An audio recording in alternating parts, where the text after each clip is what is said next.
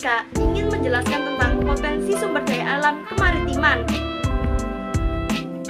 Potensi kemaritiman adalah luas laut Indonesia mencakup 2/3 dari seluruh luas Indonesia, yaitu 5,8 juta kilometer persegi.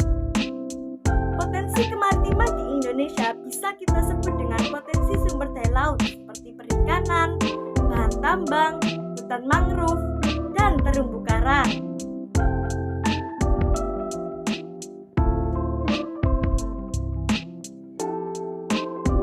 Yang pertama yaitu perikanan. Sumber daya perikanan laut merupakan salah satu potensi sumber daya laut di Indonesia yang sejak dulu telah dimanfaatkan oleh penduduk.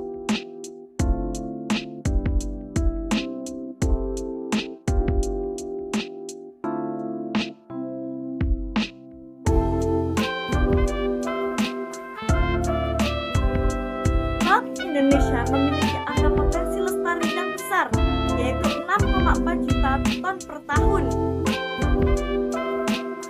Berdasarkan aturan nasional, jumlah tangkapan yang diperbolehkan adalah 80% dari potensi lestari, 5,12 juta ton per tahun. Teman-teman, ada yang tahu apa itu ikan pelagis? Ikan pelagis adalah ikan yang hidup di permukaan air. Ciri utamanya yaitu beraktivitas secara bergelombang dan melakukan migrasi.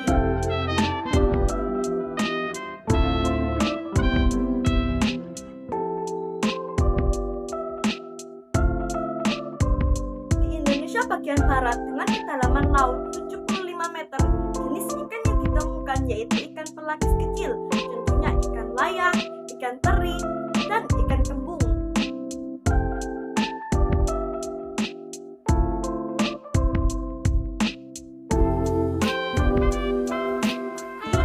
Bagian timur, kedalaman laut mencapai 4.000 meter. Banyak ditemukan ikan pelagis besar, contohnya ikan cakalang dan ikan tuna.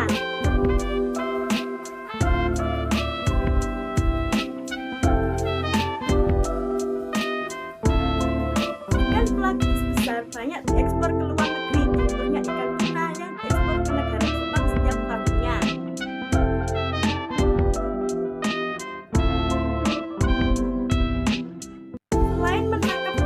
Laut, penduduk Indonesia terutama yang tinggal di daerah pesisir pantai utara Laut Jawa banyak yang melakukan budidaya tambak. Jenis ikan yang berkembang biak di sana adalah ikan bandeng dan udang. Yang kedua, hutan mangrove. Hutan mangrove atau disebut dengan hutan bakau adalah tipe hutan yang berada di daerah pasang surut air laut. Sebagai potensi sumber daya laut di Indonesia, hutan mangrove memiliki dua fungsi. Fungsi hutan mangrove: 1. Fungsi ekologis, 2. Fungsi ekonomis.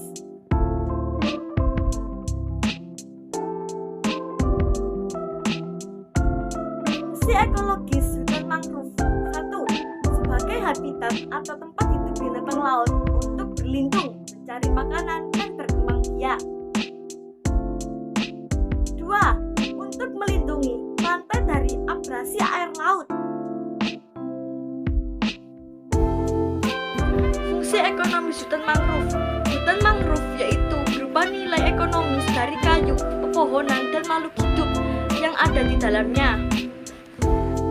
Teman-teman, tahukah kalian kayu bakau dimanfaatkan untuk apa saja ya? Manfaat kayu bakau: 1.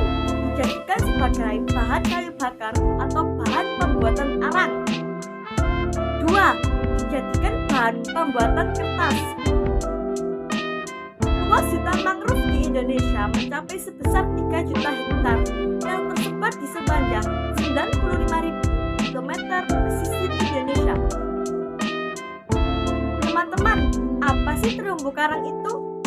Yang ketiga, terumbu karang adalah bantuan sedimen dari laut yang berbentuk dari kapur, yang sebagian besar dihasilkan dari koral. Jika ribuan koral membentuk koral-koral tersebut akan membentuk karang.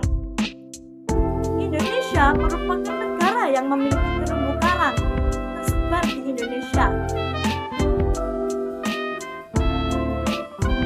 Luas terumbu karang Indonesia mencapai 284,3 ribu kilometer persegi atau setara dengan 18% dari terumbu karang yang ada di seluruh dunia. Mengapa terumbu karang banyak ditemukan di wilayah Indonesia? Terumbu karang tumbuh dengan baik pada suhu perairan antara 21 derajat Celcius sampai 29 derajat Celcius. Karena Indonesia beriklim tropis dan suhu perairannya hangat, menyebabkan terumbu karang banyak ditemukan di Indonesia.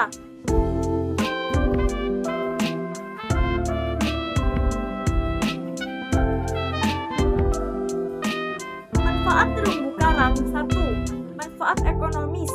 2. Manfaat ekologis. 3. Manfaat sosial ekonomi. Terumbu karang dari segi ekologis: 1. Terumbu karang sebagai habitat dan sumber makanan bagi berbagai jenis makhluk hidup di laut. 2. Terumbu karang merupakan sumber keanekaragaman hayati yang tinggi.